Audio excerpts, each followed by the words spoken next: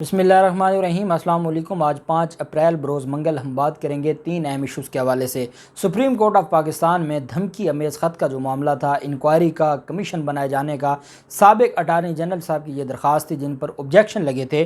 Objection remove करके दोबारा वो दरख्वास्तें फ़ाइल कर दी गई हैं और मैं उम्मीद करता हूँ कि जो आज की समाअत होने जा रही है ऑनरेबल सुप्रीम कोर्ट में, आज इस पर भी समाअत हो जाएगी और इसको भी कंसिडर किया जाएगा। इस वजह से कंसिडर किया जाएगा कि Sindh high court bar association ने भी सदर पाकिस्तान और डिप्टी स्पीकर के ख़िलाफ़ एक आइनी दरख्वास्त आज दायर की है और उनका क्या मुतालबा है वो भी मैं आपके साथ शेयर करूँगा। और सिंध बार कौंसल ने ये मुतालबा किया है कि सदर के ख़िलाफ़ कार्रवाई की जाए और डिप्टी स्पीकर के ख़िलाफ़। अब अगर ये अदालत जो दरख्वास्त है जो कल शाम को फ़ाइल हुई है और कल शाम को ही ऑब्जेक्शन रिमूव करके दोबारा पिटिशन साबिक़ अटारनी जनरल अनवर मंसूर खान साहब की तरफ से फ़ाइल की गई है, तो अब अगर तो सिंध बार कौंसल की पिटिशन लग जाए और साबिक़ अटारनी जनरल साहब की न लगे तो ये मामला फिर मैं नहीं समझता। वैसे साबिक़ अटारनी जनरल साहब की दरख्वास्त की ज़रूरत कोई नहीं है क्योंकि ये मामला खुल जाएगा, लेकिन फिर भी ये सारे, क्योंकि जैसे जब रूलिंग खुलेगी, डिप्टी स्पीकर की रूलिंग खुलेगी तो वहाँ पर मामला बहुत सारे खुलेंगे।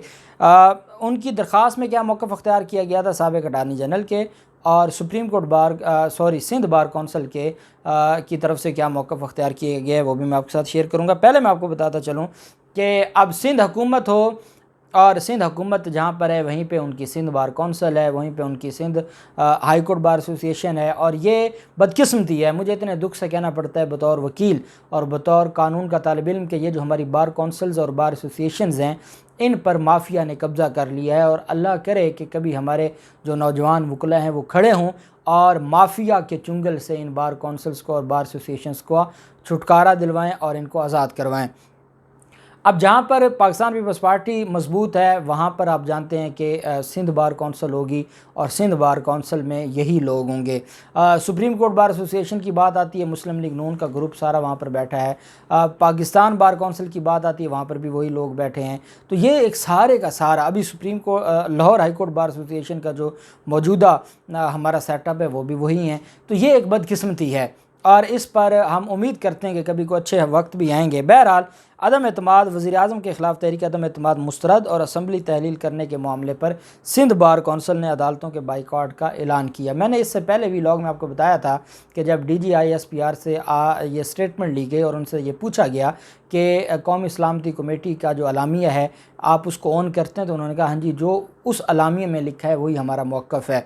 और साथ उन्होंने कहा कि हम इस पर ज़्यादा बात नहीं करेंगे क्योंकि मामला अदालतों में चला गया है। लेकिन बदकिस्मती ये है कि ये वो वकला कम्यूनिटी है जो मामला सुप्रीम कोर्ट में जब सब जुडिस है उस पर हड़ताल करने के लिए उन्होंने ऐलान कर दिया। सिंध बार कौंसल ने अदालतों के बाइकआउट का ऐलान कर दिया। सिंध बार कौंसल के ने कल आज 5 अप्रैल को सूबे भर की जो अदालतें हैं वहाँ बाइकआउट का ऐलान किया। इनका बाइकआउट ऐसे ही है जैसे नवाज़ शरीफ पर एक मुबैना हमला होता है उनके दफ्तर पर लंदन में और मुस्लिम लीग नून मुज़म्मती करारदाद जमा करवाती है पंजाब असम्बली लाहौर में। और ये मामला इस्लामाबाद में है और सिंध बार कौंसल सिंध में स्ट्राइक कर रही है, जहाँ पर सिंध में किसी गरीब का केस होगा। मुख्तलिफ दूर दराज के देहातों से लोग गए होंगे और वो सारे मायूस लौट आएंगे और पूछा जाएगा कि आज केस क्यों नहीं लगे, आज आपके केस की सुनवाई क्यों नहीं हुई, तो कहा जाएगा कि वो जी हमारे जो वकला साहिबान हैं, जो वकला क़यादत है, वो आसिफ जरदारी, बिलावल जरदारी, फजल रहमान और शहबाज शरीफ के गम में बराबर के शरीक हैं और उनके साथ सोग मना रहे हैं अदम एतमाद की नाकामी का।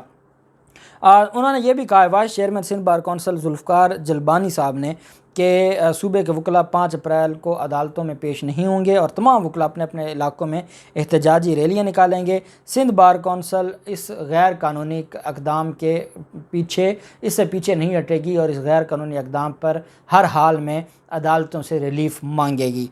अब इन्होंने जो दरख्वास्त दायर की है वो दरख्वास्त भी मैं आपको पढ़ के सुना देता हूँ। ये सिंध बार ने डिप्टी स्पीकर और सदर पाकिस्तान के ख़िलाफ़ दरख्वास्त दी है और कहा है कि तहरीक अदम एतमाद और डिप्टी स्पीकर की रूलिंग और सदर पाकिस्तान के गैर कानूनी इक़दामात के ख़िलाफ़ सुप्रीम कोर्ट में उन्होंने आइनी दरख्वास्त दायर की है। दरख्वास्त में सदर, वज़ीर-ए-आज़म, speaker, deputy speaker, secretary, establishment और दीगर को फ़रीक बनाया गया है।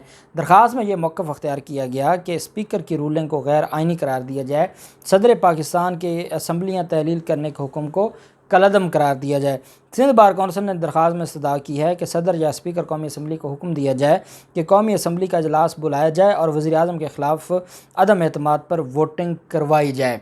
ये इनकी तरफ से एक मुतालबा किया गया है और कहा गया है कि हम इस मुतालबे पर सुप्रीम कोर्ट ऑफ पाकिस्तान में उन्होंने रुजू किया। अब सुप्रीम कोर्ट ऑफ पाकिस्तान में अगर इनकी इस पिटीशन पर, ये पिटीशन आपने देखा होगा काजी फैज़ल साहब का जब मामला आया था तो काजी फैज़ल साहब के मामले पर भी ये वक्तन फ़वक्तन मुख्तलिफ़ पिटीशंस दायर करते थे। वक्तन फ़वक्तन इसलिए मैं आपको उसकी लीगल एक गुर बता देता हूँ कि ये वक्तन फ़वक्तन क्यों करते हैं। सुप्रीम कोर्ट बार एसोसिएशन एक पिटीशन दायर की, फिर उसके बाद जो नैयर बुखारी की तरफ से पाकिस्तान पीपल्स पार्टी के जो सेक्रेटरी जनरल हैं उनकी तरफ से एक दरख्वास्त दायर की गई। अब ये एक नई दरख्वास्त आ गई जो कमी कोताही पहली दरख्वास्तों में रह गई होती है, जो कोई लेक्यूना रह गया होता है, कोई चीज़ ये अदालत में बताना चाहते हैं और वो रह जाती है, तो ये एक नए शख्स के ज़रिए रेट पिटीशन फ़ाइल करके ये बेसिकली अदालतों को प्रेशराइज़ करने के लिए है।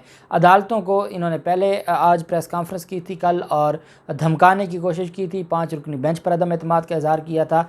अब पहले सुप्रीम कोर्ट बार एसोसिएशन गई है, अब सिंध बार कौंसिल भी मैदान में आ गई है और सिंध बार कौंसिल ने कहा है कि हम चीफ जस्टिस उमर अता बंदयाल साहब से ये मुतालबा करते हैं पिटीशन के ज़रिए कि आप सिंध बार कौंसिल जो कि सिंध के वकला की नुमाइंदा बार है, आप इसकी इस्तदा को मंजूर करते हुए सदर पाकिस्तान ने जो असम्बली को डिज़ोल्व किया है वो उनका नोटिफिकेशन भी कलअदम करार दिया जाए और डिप्टी स्पीकर की रूलिंग उसको भी कलअदम करार दिया जाए और फिल फौर ये हुक्म जारी किया जाए कि आप ये हुक्म जारी किया जाए कि अदम एतमाद पर दोबारा वोटिंग हो। अब मामला इतना दिलचस्प हो गया है और मामला इस वजह से भी दिलचस्प हो गया है कि वज़ीर आज़म इमरान ख़ान ने अनाउंस कर दिया है, वज़ीर आज़म इमरान ख़ान ने नए वज़ीर आज़म के लिए भी नाम दे दिया है, निगरान वज़ीर आज़म के लिए, और सदर पाकिस्तान ने दोबारा अपोजिशन लीडर को कहा है कि आपने अगर नाम देना है तो ठीक है, नहीं तो जो वज़ीर आज़म की तरफ से बयान आए हम उसको उसी को ही मानते हुए अगला लाहेमल तैयार कर लेंगे। इलेक्शन कमीशन ने अपनी तैयारियां शुरू कर दी। आज इलेक्शन कमीशन का इजलास भी हो गया और इलेक्शन कमीशन अपनी तैयारियां शुरू कर दी हैं और 3 दिन गुजर गए हैं असम्बली डिज़ोल्व होने को, और 3 दिन गुजरने के बाद अब दिन पीछे रह गए 87 और एक एक दिन कम हो रहा है। और वज़ीर आज़म इमरान ख़ान ने रात को डी चौक पर मेला सजा के उनकी कैंपेन वो सुबह शाम मीडिया पर सवाल जवाब करके, प्रेस कॉन्फ्रेंस करके, रैली करके, एहतजाज करके वो अपना पैगाम अपनी कौम को दे रहे हैं और वो अपनी इलेक्शन कैंपेन उन्होंने शुरू कर दी है। दूसरी तरफ ख़त की तहकीकात का जो मामला था, धमकी अमेज़ ख़त की तहकीकात का मामला, रजिस्ट्रार ऑफिस के एतराज़ के ख़िलाफ़ अपील दायर कर दी गई है। ये अपील दायर की गई है और उसमें हुकूमत गिराने की आलमी साजिश की तहकीकात के लिए दायर दरख्वास्त पर रजिस्ट्रार ऑफिस के एतराज़ात के ख़िलाफ़ सुप्रीम कोर्ट में अपील दायर की गई है। एडवोकेट नईमुल हसन ने मुबैना धमकी अमेज़ मरासले की तहकीकात के लिए दरख्वास्त दायर की थी। नईमुल हसन साहब ये पिटिशनर हैं और इसमें साबिक़ अटारनी जनरल अनवर मंसूर ख़ान साहब और अज़हर सदीक़ एडवोकेट साहब बतौर वकील पेश हुए थे। उन्होंने कहा कि एडवोकेट नईमुल हसन ने मुबैना धमकी अमेज़ मरासले की तहकीकात के लिए जो दरख्वास्त दायर की थी जिस पर रजिस्ट्रार ऑफिस ने 6 एतराज़ात उठाए थे, वो 6 एतराज़ात क्योंकि ये आम आदमी की पिटीशन थी, ये कोई किसी माफिया की या किसी पॉलिटिकल पार्टी की नहीं थी, इस वजह से उस पर 6 एतराज़ लग गए। अब रजिस्ट्रार ऑफिस के एतराज़ात के ख़िलाफ़ सुप्रीम कोर्ट में दायर दरख्वास्त में कहा गया है कि रजिस्ट्रार ऑफिस के एतराज़ात दूर करके केस समाअत के लिए मुकर्रर किया जाए। अपील में मौक़िफ़ अख्तियार किया गया कि मरासले का मामला इंतहाई हसास है, आलमी साजिश का पता चलाने के लिए मरासले की तहकीकात होनी चाहिए। बेसिकली जब ये ऑब्जेक्शन लगा तो उस ऑब्जेक्शन के बाद अगला होता है उस ऑब्जेक्शन रजिस्ट्रार ऑफिस का जो फ़ैसला है ऑब्जेक्शन का, एतराज़ात का, उसको चैलेंज किया जाता है अपील में। अपील में जब चैलेंज किया जाता है तो वो इन चैम्बर एक ऑनरेबल जज साहब उसको सुनेंगे और अगर तो वो उन ऑब्जेक्शंस को ख़त्म कर देते हैं तो वो दोबारा फ़ाइल भिजवा देंगे रजिस्ट्रार को और वो कह देंगे कि इसको जो इसका मुतल्लिका बेंच है या नया बेंच बनाया जाए और उसमें भिजवा दी जाए। और अगर अपील भी खारिज हो जाए, रजिस्ट्रार ऑफिस के फ़ैसले के ख़िलाफ़ अपील भी खारिज हो जाए, इन चैम्बर जो अपील है वो भी खारिज हो जाए, तो फिर अख्तियार होता है कि 3 रुकनी बेंच या 2 रुकनी बेंच के सामने आपका केस लगाया जाता है और वहाँ पर फिर आपके ऑब्जेक्शन को सुना जाता है। तो ये एक प्रोसेस है। जो ऑब्जेक्शन जिसमें ये सबसे बड़ा ऑब्जेक्शन था कि आर्टिकल 69 के तहत जो कार्रवाई है, प्रोसीजर है, प्रोसीडिंग्स हैं नेशनल असम्बली की, उनको चैलेंज नहीं किया जा सकता। तो आपने ये दरख्वास्त क्यों दायर की है? ये वो सवाल है जो सुओ मोटो में लिया गया था चीफ़ जस्टिस उमर अता बंदयाल साहब की तरफ से। अब उमर अता बंदयाल साहब ने अपने फ़ैसले में भी ये लिखा है कि जब मुझे जजेज़ ने, अब काजी फ़ाज़िसा साहब का चीज़ें क्लियर हो गई कि काजी फ़ाज़िसा साहब ने बाकायदा नोट भेजा और कहा कि ये मामला है, आइनी मामला है, तो आप इस पर नोटिस लें, क्योंकि इस पर चीफ़ जस्टिस साहब के जो उनका अख्तियार है नोटिस का, उस पर वाज़े एक फ़ैसला आ चुका है। नहीं तो काजी फ़ाज़िसा साहब खुद इस मामले को फ़िक्स फरमा लेते, लेकिन क्योंकि फ़ैसला आ चुका है कि आज खुद नोटिस सिर्फ चीफ़ जस्टिस साहब लेंगे, इस वजह से ये मामला उन्होंने चीफ़ जस्टिस साहब को भिजवा दिया। और चीफ़ जस्टिस साहब ने वाज़े कौम को बताया कि जजेस की तरफ से ये कहा गया, और फिर घर पर मीटिंग हुई और हमने फिर ये फ़ैसला किया कि क्योंकि एक आइनी बहरान आ गया है तो हमारी ज़िम्मेदारी बनती है हम इसमें अपना किरदार अदा करें।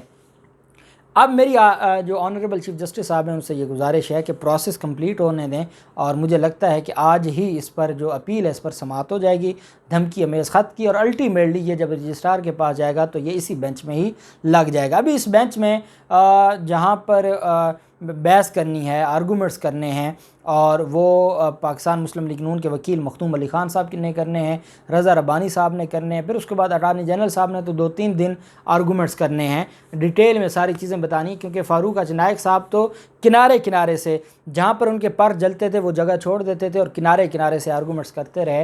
लेकिन जब अटार्नी जनरल साहब, नईम बुखारी साहब और इसके अलावा बाबर आवान साहब और बैरिस्टर अली ज़फ़र साहब आर्गूमेंट्स करेंगे तो सारी चीज़ें खुलेंगी, और ये मामला इतना आसान नहीं है, और जो अदालतों को धमकियां देते थे वो मुस्तरद हो गई हैं, और अब सिर्फ वो होगा जो आइन और कानून के मुताबिक होगा। देखते हैं क्या होता है, जो भी तफसीलात होंगी आपके साथ शेयर करते रहेंगे। अल्लाह पाक पाकिस्तान का हामी नासिर हो। बहुत शुक्रिया। अल्लाह हाफिज़। पाकिस्तान जिंदाबाद।